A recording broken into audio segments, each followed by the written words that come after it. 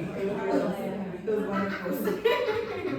So I'm Deandra Angeli. I am so excited to be here with you. This is the first of many shows in this space. Robert approached me about the potential of this series and bringing joy into this space and bringing folks into a space where we can exchange ideas and connect and just heal.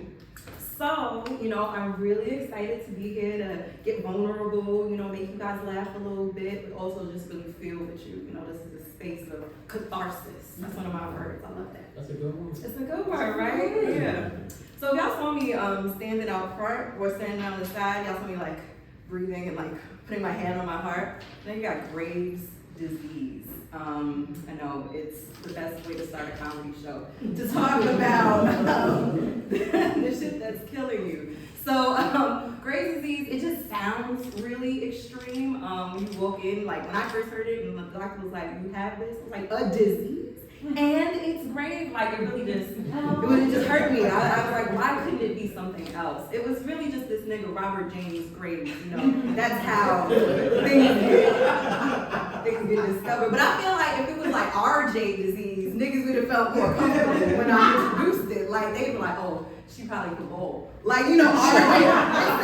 Right? Like it sounds like a whole different set of skills if I had RJ's.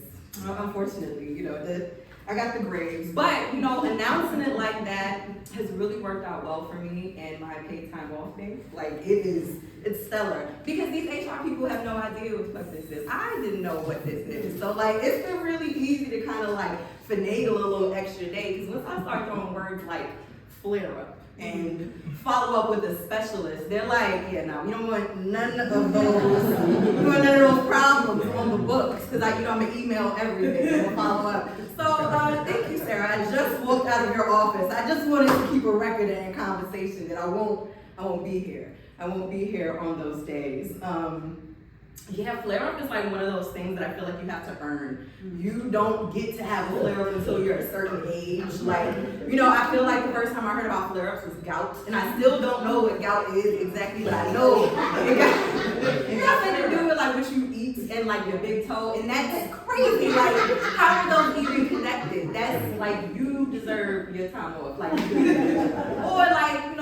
if you had an unfortunate sexual experience, this is one of the ways that you kind of earn yourself a flare-up time off in the genital region. Fortunately, Graves' flare-ups are a little ambiguous, because like I said, nobody knows what this shit is. I remember actually when I was first starting to feel sick and putting all my symptoms together, I was on the Googles, I was on the WebMDs, I was trying to figure it all out. I was on Reddit, where it's just a lot of misinformation there. But this cultural icon came to mind, a vision one day.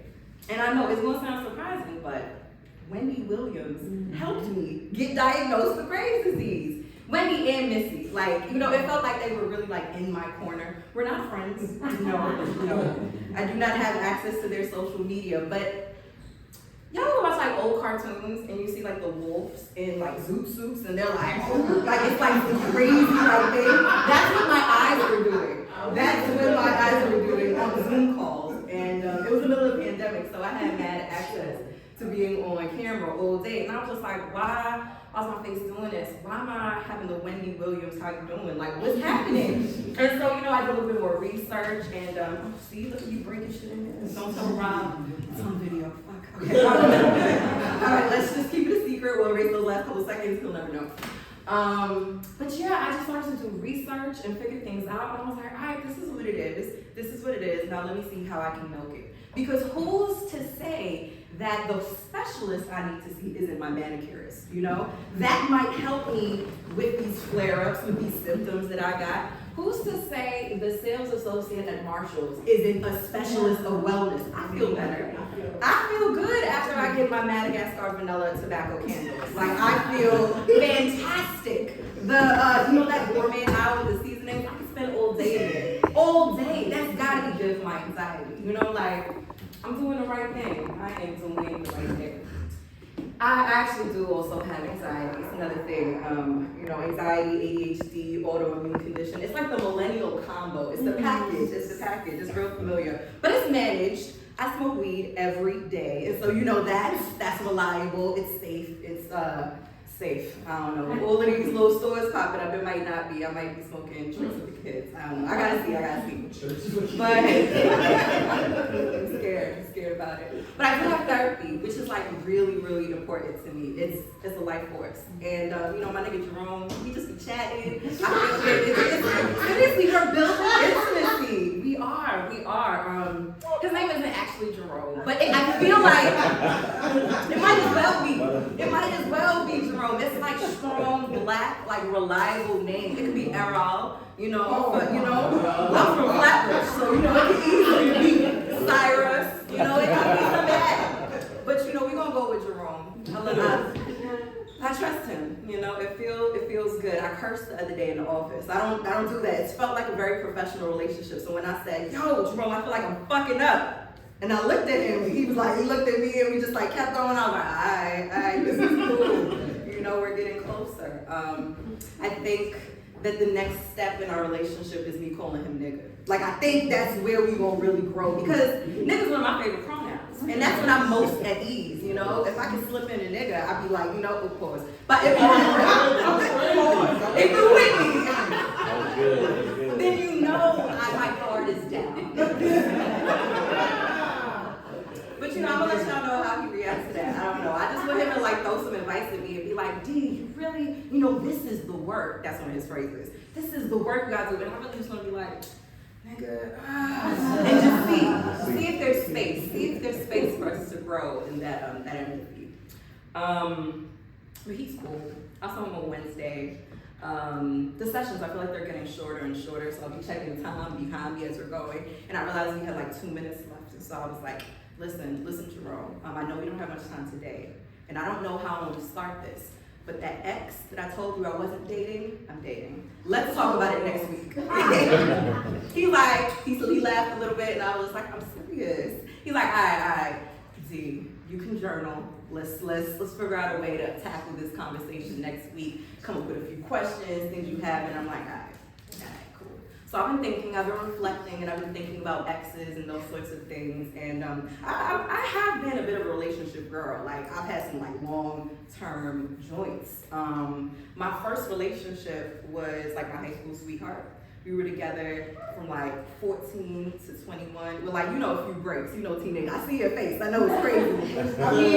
We thought it was it. After high school, we got an apartment together. We kind of just started to do that thing, but obviously it did not work out for the best. And we broke up right before I turned 21. But just reflecting on what love looked like in that space as a child, that version of me, I was really in my feelings, jot down these journals.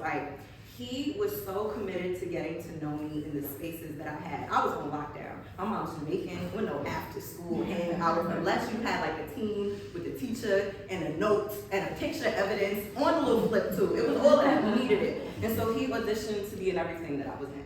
He tried me on a step team, he was trying to be on the plays. He did not have the skills, but he was auditioning to be in these spaces with me. And my step team captain, they decided to let him on because that was one of those spaces where it was we got a bunch of black kids in this school and we want to make sure that they have safe places to hang out. And that shit was already important to me. So I was like, all right, fine, you can stay over there while I practice, do my drills. And, it was real cute moments. But because he was trash, he couldn't go to any of our competitions. And we had this one trip up to Buffalo. And this was a big deal for us. Some of the people from our high school had graduated and went up to SUNY Buffalo, started this whole step team. And so now we got this brotherhood across secondary education and high school. It was just love. So we up there, we did this big competition for one of the games. We performed. We having a good ass time. It was my first time really doing that type of distance trip with all of these strangers and peers. I was like, it was a big deal for me. My mom sent me with some money. Because of course she didn't want me to run like that. She would make sure I had money for snacks and just things that may happen. But one of my homegirls, she was broke. She was broke on this whole trip. And I was like, okay, what's going on? But I was not one to judge, so I didn't really ask questions. And I just let her know that I had her for the whole trip. The morning we're leaving, we're in Cracker Barrel. This was my first time in Cracker Barrel, and I'm seeing the menu, and I'm like, $2.99. Okay, I got this. I got money for this. I'm coming home straight to the McDonald's dollar menu, and I know I can at least get mozzarella sticks, McChicken, you know, the classics. I still have it in my pocket. So we at this table, we're ordering breakfast, and things are going on, and you know, I'm excited. We just had this great competition, and I have my homegirl, and she starts ordering, and she's like, let me get pancakes, let me get eggs, bacon, sausage, grits. I ain't even had grits yet in my life at this point. I'm like, what are you ordering? Like, what is going on? At this, I didn't order yet. We didn't calculate tax, tip, none of this. I'm terrified. I am so anxious this whole meal. Like, I'm like, how could she, you know, betray me like that? Like, why you eating with my pockets? I told you exactly how much money I came here with. And I was like, all right, you know what? Again, I'm not gonna judge, I'm not gonna ask no questions. One of my homegirls saw my face, saw what was going on at the table. She covered the tax and tip, and I was like, all right, fine, we're good. I'm leaving here with $3, and I can still get my mozzarella sticks, which was really, you know, the whole point of the trip. And, you know, I just didn't peep what was going on with that friendship and being used. It took me kind of a while to process what was going on. It wasn't until I was like about to be 21, and me and that nigga who could not step was breaking up. A homegirl called me. Actually, she was on the trip at Buffalo as well, and she was just like, listen, I need to tell you before anyone else does. Your friend is moving into your ex's house. I'm like, what? The pancakes weren't enough? Like, this is great! You need my nigga too? Like, this is bananas. I was like, oh my God, like what is going on? Clearly, I have some work to do when it comes to understanding friendships, especially friendships with women. So, you know, I was like, let me add this to the list of things I gotta talk to with my therapist because, you know, I don't know. I was talking to him the other day about friendships and where I am, my insecurities around that, and he's really good at pointing out all of the evidence. He'll be like, but this happened, what does that say? Or have you ever thought about it this way? Because I remember when you was telling me, and I'm like, I get it. You have a strong memory, fine. Sure. So I was talking to him about my doubts about friendships, and he was like, but didn't you just go to your homegirl's birthday dinner last year? And aren't you going again this year? And I was just like, perhaps you're right. Perhaps you're right, Jerome. Maybe you're seeing the best things in me, and I'm having some trouble around it. And he was just like, no, but you said you went and you dressed up. And I was like, all right. I get it. It was like the first time she invited me, she came up with this birthday theme. And it was like giving me all this anxiety because I already know how to rock with girls all the way. I was doing my best. I wanted to fit in. I put on the red dress. I came out. It was fun. But I realized everybody was already like turned up by the time I got there. And I was like, oh, okay. Y'all went to dinner first, you know? Okay, so I was like, I'm not in yet. But last year, I got invited to the dinner, the pregame, the club, the after party, and the brunch the next day. And I was like, all right, now I know. Now I'm here. I'm in this friendship thing. I get women. It makes sense to me. But I was fucked up because in the group chat, another clue to me that I was really good friends with these people. And we're talking about the outfit for this year. And I was like, y'all not gonna just do another color? It got more serious. Someone says, what's the theme? Is it casual? Is it classy? Is it bad bitches at brunch? No. Oh, like, I don't got no clothes like that. Like, what is bad bitches at brunch? I got like 3 pairs of heels, and I already told y'all how I feel about Marshalls. Like, I don't know what to wear. And the birthday girl, she comes back and she was like, you know what? It's bad bitches at dinner spending money like drug dealers. I pulled my closet, I cried, I journaled, I didn't know what to do. I was like, damn, this is a test. This is a test of my womanhood. This is a test of my friendship. Can I live up to the mark?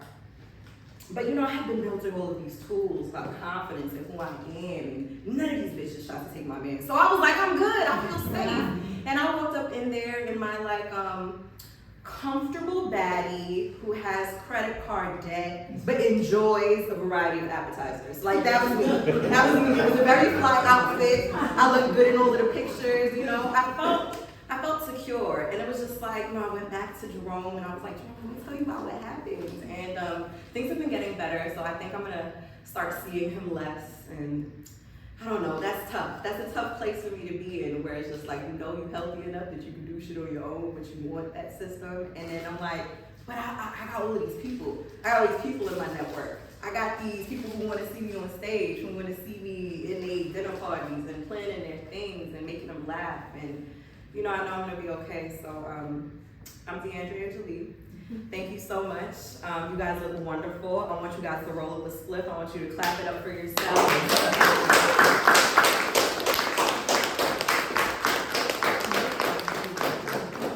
And I am going to be elated to bring on your next act. So, as you know, let me put my scrunchie up while they get ready. This is one of my teacher moves. When I be in front of the classroom, they know I'm about to get real when my head goes up. They be like, oh, Miss D, she put up her ponytail. On the internet, this means something else, but It's word, it's all word. Yeah, it's all work, it's all work. It means I'm about to get serious. But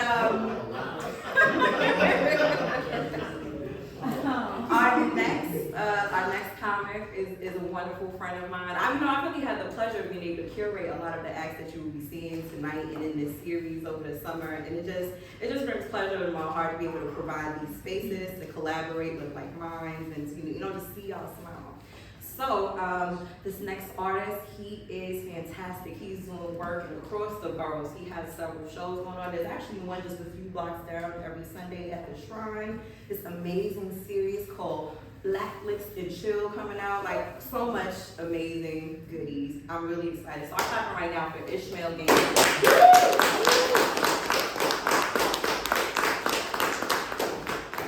How are y'all doing? You all good? Yeah. I do, yes. I normally do stand-up, so it's weird that now I have a microphone. It's just weird that I don't know what to do with my hands right now. I'm just in here just like, clutch my pearls, please. It's cool. It's weird when you hear people praise you, you know what I'm saying? They like, baby, you do all of this shit, you do this shit up the street, you do this shit out the block, you do a movie night. I was like, that's me? Man, life is good. Life is good. I've been having such a funny time getting older as a black person. And I find myself using my grandfather's slang words, you know what I'm saying? We ever just start adopting your grandparents the way they talk, you know what I'm saying? Like the other day, my nephew came in the house and he was like, Unc, I'm tired. I was like, oh, shut eye and good eye. I was like, what? Where did I get this from? I never even said that before. I don't know, man. I just feel like now I just be just like, hey, I don't know. As soon as I turned 30, I felt like in my music catalog, like all of a sudden I started listening to Frankie Beverly and Maze. I never cared about them before. It was cookout music before. Now I'm just like, no, that's Thursday. I need to go home on Thursday and take a bubble bath with Frankie Beverly and Maze playing in the background. But I've had sometimes when you ever reflect on your life and you just realize how blessed you is sometimes, I recently went to travel with my family, my whole entire family. We went to Africa, which was amazing. And we went to Ghana, first time we went, a year return. And it was cool. It was cool, but I realized most of my family ain't shit. You know what I'm saying? Like, I don't know if you've ever been on vacation with your family, like a whole week, no break. You know what I'm saying? Like, no, there was nothing to cut, nothing, like nobody to go nowhere. There was no other event that they could go to that I didn't have to be there. You know what I'm saying? And I didn't realize how much like I had grown away from all of them. You know what I'm saying? Like, cause my brother, he uses Spirit flights, you know, and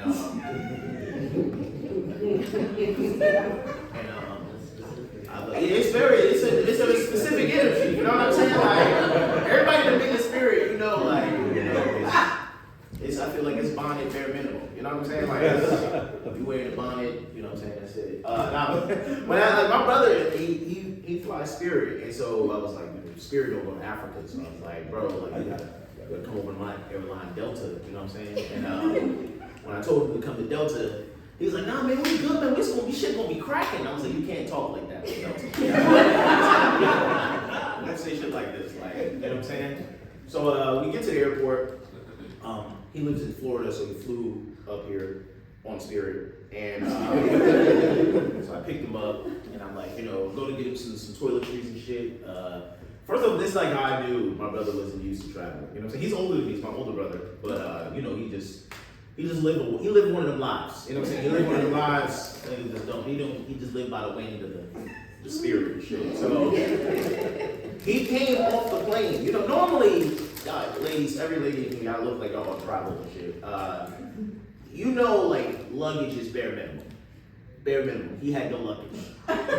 This nigga came with a trash bag, like just walked over the train like he was home, like he just ran away from home. I was like, bro, what you doing? Like a whole trash bag? He was like, yeah, man, I'm going to Africa with this. I was like, you Spirit let you on with that? Like, yo, what's with that?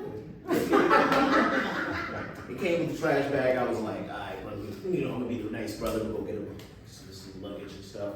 Get him luggage, do some toiletries. We get back to the airport. We're sitting down waiting, and they're about to call your names out when they're like, whatever. And so I didn't know we had got bumped up to like the first class, right? Didn't know that, which is the greatest way to go back to Africa when in Delta One, when you're just laying back, you're like, nigga, I'm good. Nigga serving me, I'm good. So So my brother looks at me like we sitting down, literally looking at me. He goes, "Hey, my nigga, turn the fuck up." I was like, bro, this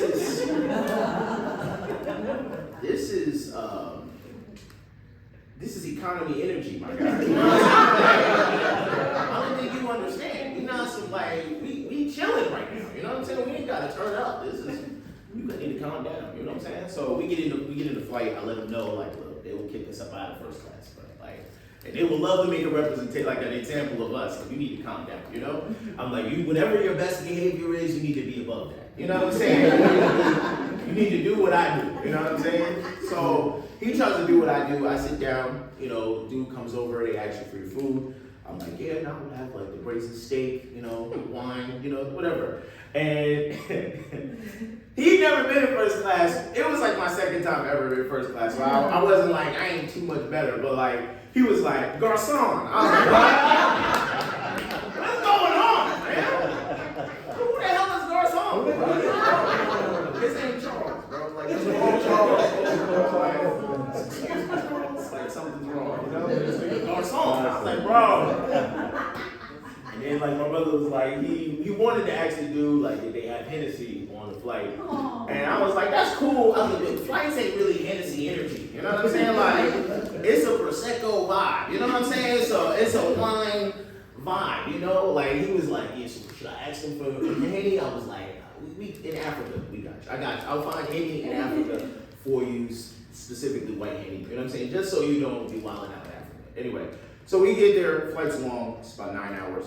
We get there, when we land, I look at my brother and I can tell he's too excited, And as we all should be, everybody should be excited, but we still gotta get off this fucking plane, And my brother literally looks at me, he goes, "We in Africa!" Ah! And rips his entire shirt off. The whole shirt. My boy was ready, he got a similar body as me, bro. We should not be ripping shirts off in an airport. You know what I'm saying? Like, he rips his shirt off, he runs through the airport, he forgets about his luggage, the new luggage I bought. You know what I'm saying? He just forgot about that. And he runs through the airport, runs into the first African dude he sees, and he goes, "Matumbo, what's good? We here!" I'm like, "No, bro." Like, and the dude looked at me like, "You know him?" I was like, "I'm Canadian, I don't know." I don't know these Americans, I don't know what to talk about. But it was cool. It was cool to get there. It was amazing because my whole life, my family always wished we could go to Africa and stuff like that. My father used to always preach about it. And it was funny, like, even as a person who I'm very pro-black, as a person who was black, it was stuff that I didn't know about when I got there. You know what I'm saying? Like, because you hear about Africa, the only thing you see is like the images on TV. You see like kids with flies in their eyes and shit. You know what I'm saying? Like, it'd be like just kids breakdancing, no music. It'd just be like this kid just out here just getting it, And then you get there and like everybody is well off. It's like the biggest transition you ever think. You just think like everybody living in a hut, or whatever it is, And then when I got there, like they were so well off that like as I was talking to people, I realized that nobody everybody had all of their front teeth. You know what I'm saying? Like, I don't think y'all understand. Like that's like the first level of affluent you could really think about. When you talking to everybody that got their front teeth, you could go outside, walk 2 blocks, you know what I'm saying, talk to 30 people, and like at least 10 of them not gonna have their fronts. You know what I'm saying? Like they're gonna have a few teeth gone, you know what I'm saying? So that was like the first thing that I realized. I was like, oh, these niggas is doing well. That's what's up. I feel it. And as I was going through the airport, I just seen everybody was looking so good, it was well dressed. And I was just thinking to myself, like, yo, like, where the fuck is this 49 cents a day been going to for like all of these years? You know what I'm saying? Like it just was like, they've been peddling that for like 30 years. They've been like, yeah man, send us 49 cents a day for an African kid. I'm like, they stole that money, bro. I know it. They just too well off, bro. When I got there, it was so amazing because like my mom came, and my mom is one of those itinerary heavy people. She went playing out every single step of the trip, you know. Like she sent us an email prior to the trip, right?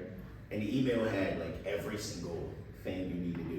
Like it started off, it was like we waking up 6 a.m. I was like, all right, this is I was like, I'm not waking up at 6 a.m. in Africa, Mom. You know what I'm saying? Like I'm chilling, like I'm on vacation, you know what I'm saying? And she was like 8 a.m. prayer. I was like, okay.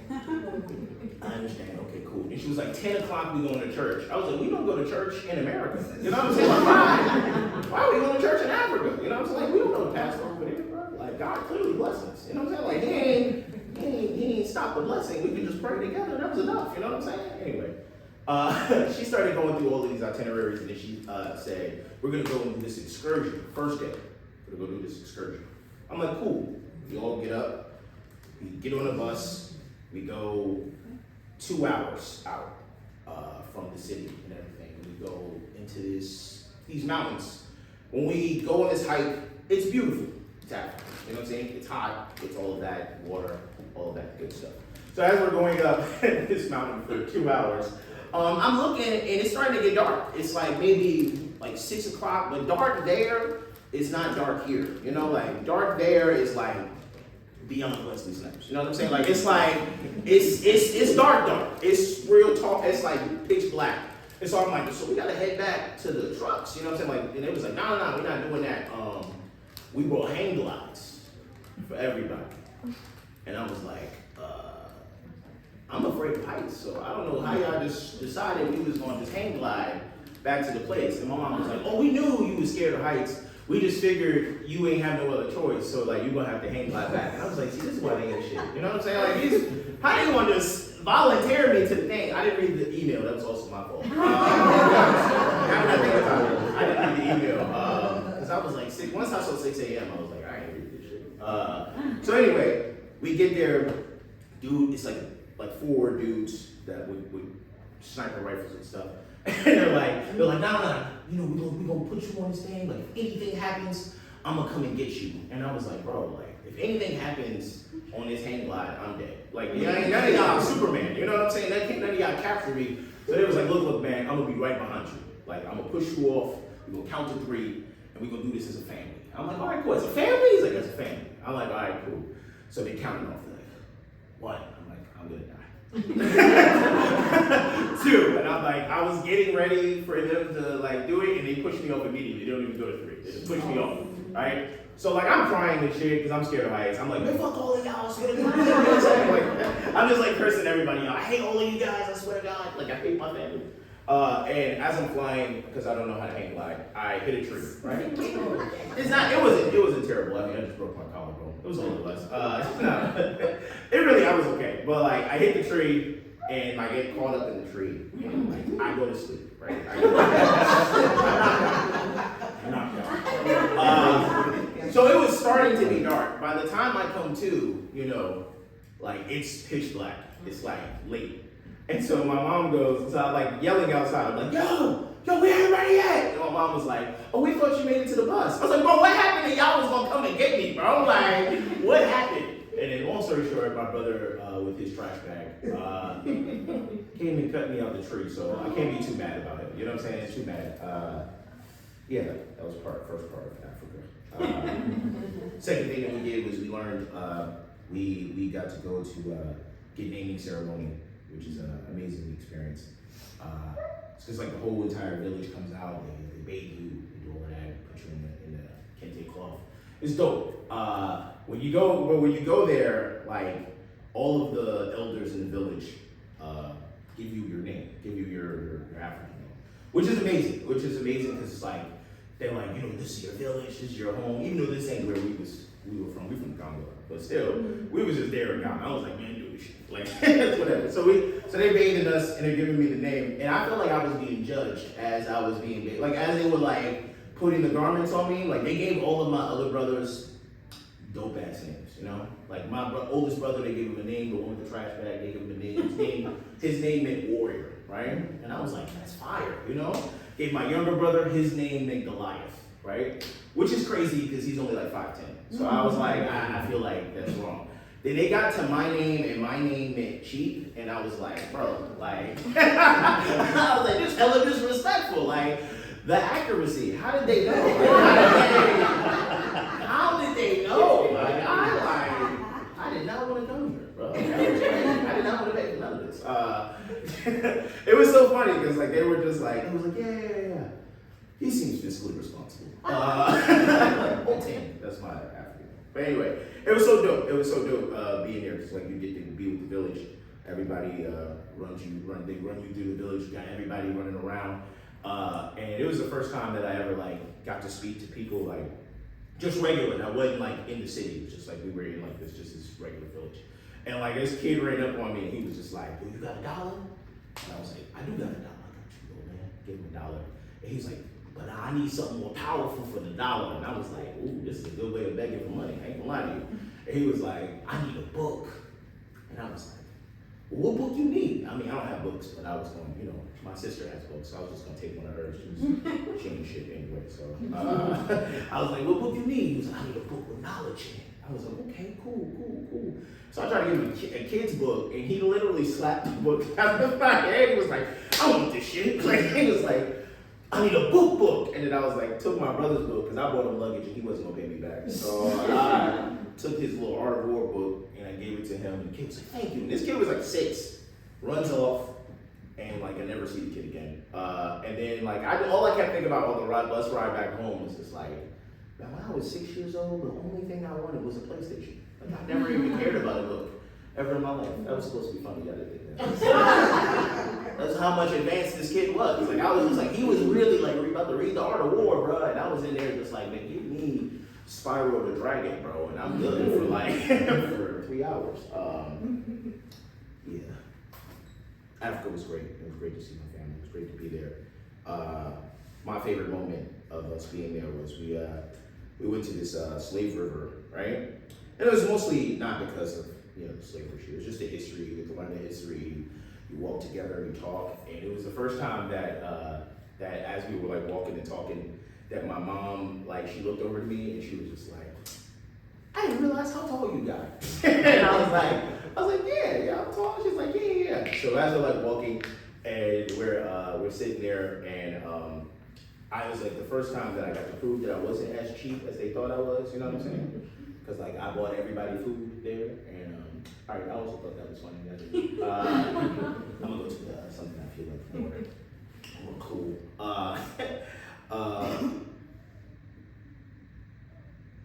I work at a coffee shop, like by day, right? And this proves a lot about me. I love to steal from my job. I love to steal from my job. Not that I don't like to steal from people, so you don't have to hide your purse or nothing. You know what I mean? Like, I love stealing from my job. Specifically stuff that I know that they can replace, you know? Like at my job, I be stealing mag tissue. I got mad Charmin in the crib. I'm all on the job, bro. I be having all the Charmin.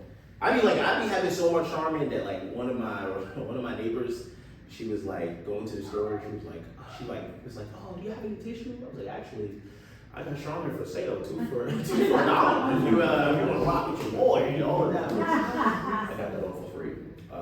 Only thing I steal a lot of coffee from my job. I don't even drink it. I just like to steal it.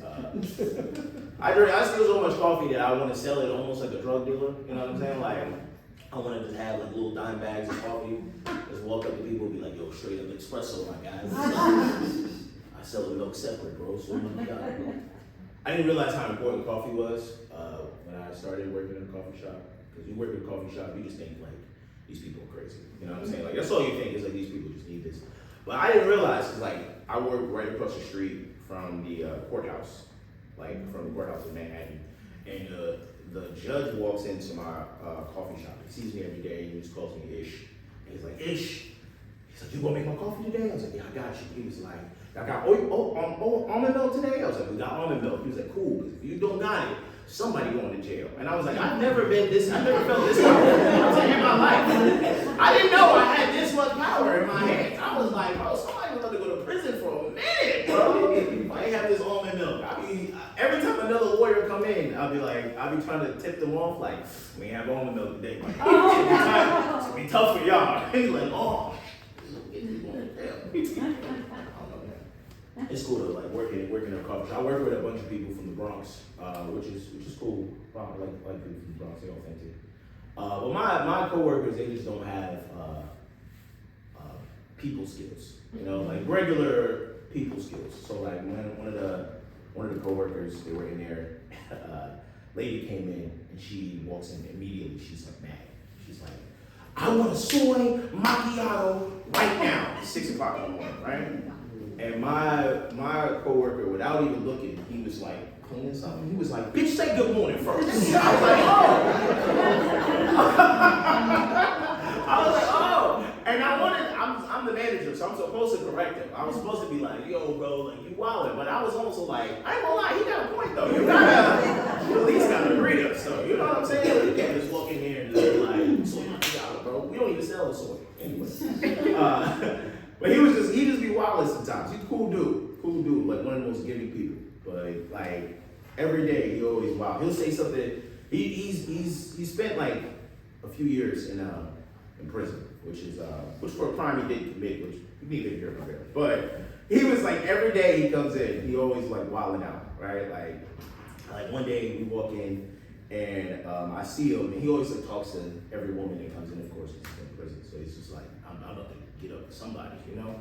And so he sees this lady, and he was just like, she was like, yeah, she was like, how you doing, sir? He's like, how you doing, miss? All right, cool. She was like, I want all of the cookies. He's like, only the cookies is all you want? And I was like, bro, you like fire. I get it, bro. Like, you out here on the God, bro. Right. And I ain't gonna lie. He will. It's funny to see women be flustered in like a situation. Because every time he says, so the cookies is all you want? Women be like, I mean, I got and homie be like, that ass, like, well, fuck this dog. I'm going to do that. That's what I'm going to get appreciated. Yeah.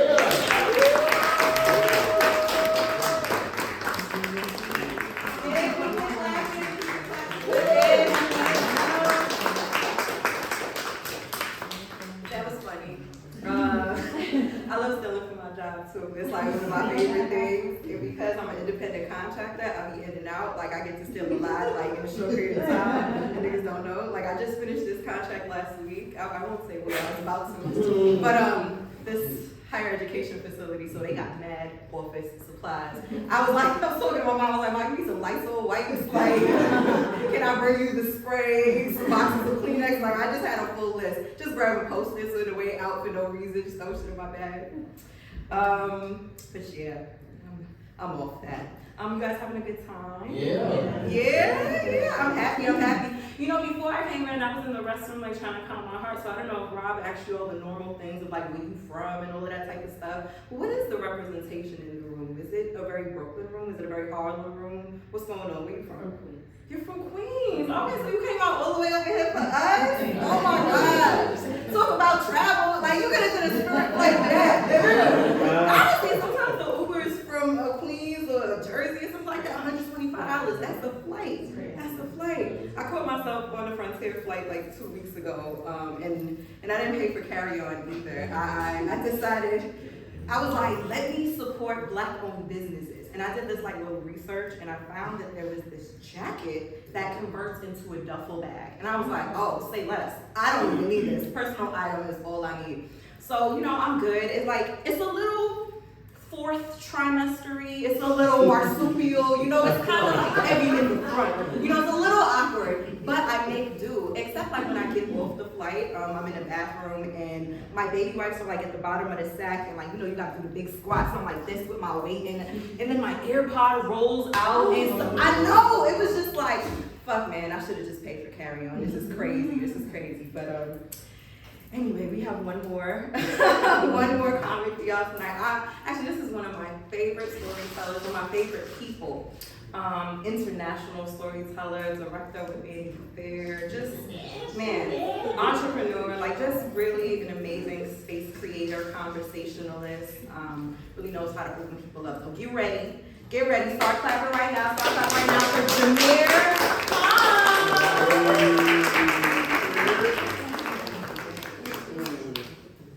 Hey, Paula, how y'all doing? Y'all feel good? Good. Thank y'all for being here. How you doing? Okay, good. My name is Jameer Khan. I'm from Brooklyn. We here. I don't think like I'm like the typical person from Brooklyn. You know, like I'm soft, and I recognize that, but like in myself, I know, you know, there's a stigma with Brooklyn. Like, oh, everybody like really hella aggressive and tough and rude. I am not. I'm kind. I'm a kind soul. I'm a gentle soul, and I've had a lot of pussy moments in my life. Like I've had a lot, like reflecting in that. Like I'm reflecting a lot of my life, and there were quite some pussy moments.